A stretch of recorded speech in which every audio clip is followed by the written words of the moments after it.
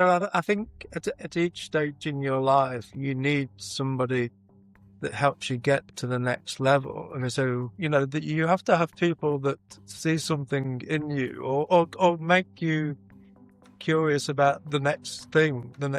So, and also that obviously there's setbacks along the way. You only form opinions and form a strategy by what you know. And if somebody tells you something that you didn't know, then you're bound to have a different opinion. We won a competition for a laboratory in Boston, and I still remember, winning the competition, going to Boston, spending the day with the clients, getting back in the hire car to drive back to the airport, and turning on the car radio, and Led Zeppelin came on, and I thought, life doesn't get any better than this.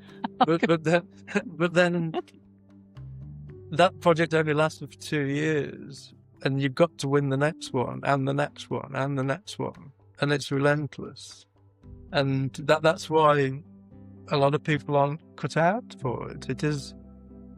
It never stops. One of the things that's very important to you at the moment is the title architect and the fact that it doesn't come with a protection of function. And I can appreciate that there's some criticism towards you in terms of, well, you're in a privileged position, so you can decide whether you're called an architect or not because everybody knows you're an architect and you are the president of the Institute of Architects.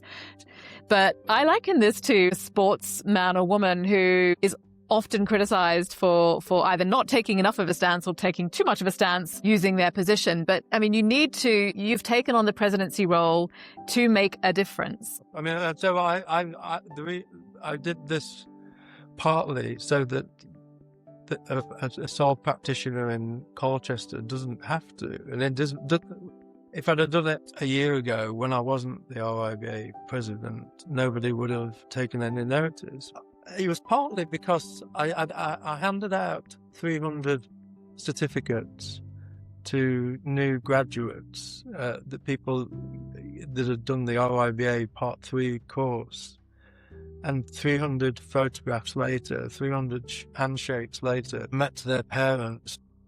Now that my son or daughter's got their Part 3, what difference would it make? I just thought, this is something I've got to do for them, not for me. And I'm not at all protectionist. I mean, I don't want to make everybody have to use an architect for everything. I think anybody that wants to commission somebody to design something that's going to be brilliant should be able to do that. But when it comes to safety and ethics and competence, there's certain things that you need to be able to do as an architect, and that should be regulated, not just the title.